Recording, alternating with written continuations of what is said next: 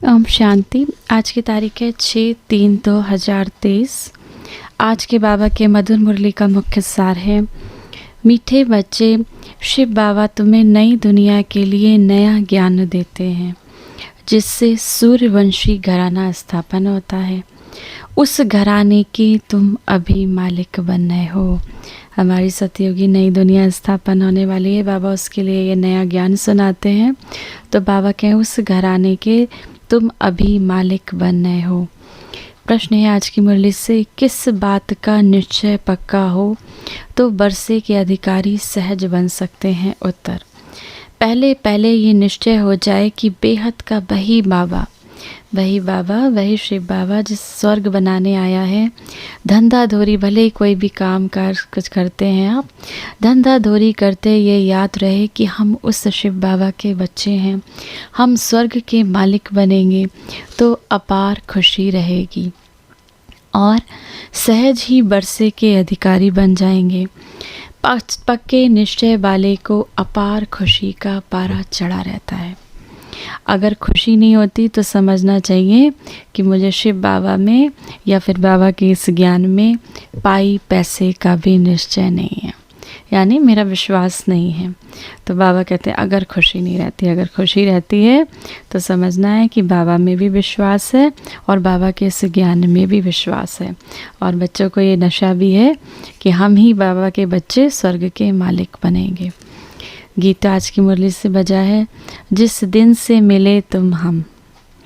धारणा के लिए मुख्य सार है, पहला पॉइंट, बाबा के गले का हार बनने के लिए बुद्धि की दौड़ लगानी है, याद की यात्रा में रेस करनी है। शिव बाबा के गले का हार बनने के लिए बुद्धि की दौड़ लगानी है, बाबा को याद करने की मेहनत करनी है और इस याद की यात्रा में रेस करनी है कि कौन कितना ज़्यादा बाबा को याद कर सकता है।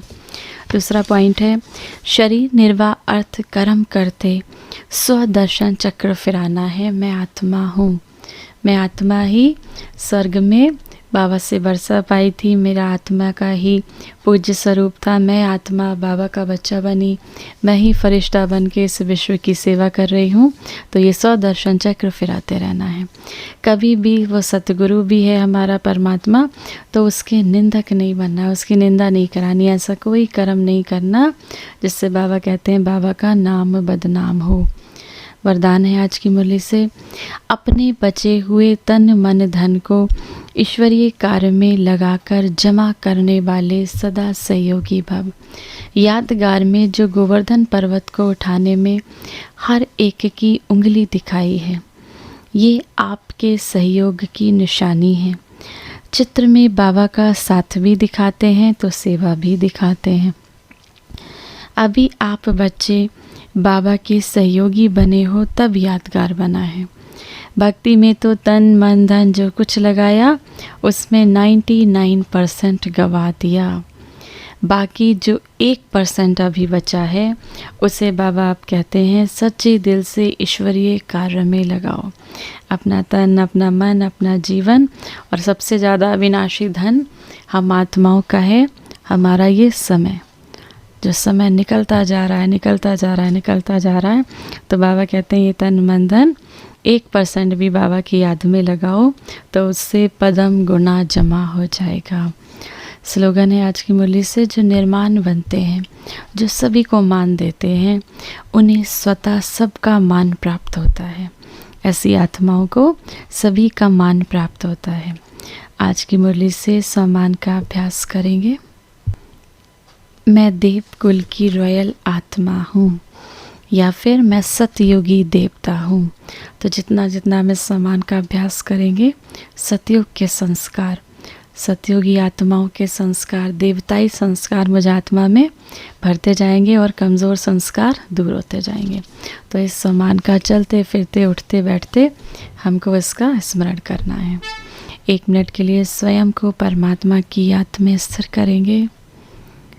थोड़ा समय परमात्मा के लिए निकालेंगे। परमात्मा की याद में स्वयं को स्थिर करें। मैं आत्मा परम धाम निवासी हूँ। वही मेरा घर है। वहाँ से मैं आई थी यहाँ पर अपना पाठ बजाने और यहाँ की दुनिया को अपना घर समझ बैठी। अब मुझ आत्मा को इस शरीर द्वारा कर्म तो करना है, लेकिन जब ये स्मृति आई कि मुझ आत्मा का निवास स्थान परम धाम है, तो उस स्थान को अब मैं आत्मा फिर से याद करती हूँ। अपने उस पिता को याद करती हूँ जिसके साथ में आत्मा रहती थी। बुद्धि को बार बार परम धाम की ओर ले जाएं।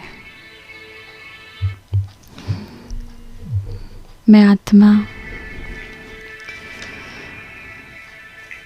अब थक गई हूँ पाठ बजाते बजाते। मुझे वापस घर जाना है। मैं परम धाम निवासी आत्मा हूँ। मैं परम धाम निवासी आत्मा हूँ। मैं परम धाम निवासी आत्मा हूँ। मेरा बाबा ही मेरा संसार है। मेरा बाबा ही मेरा संसार है। ओम शांति।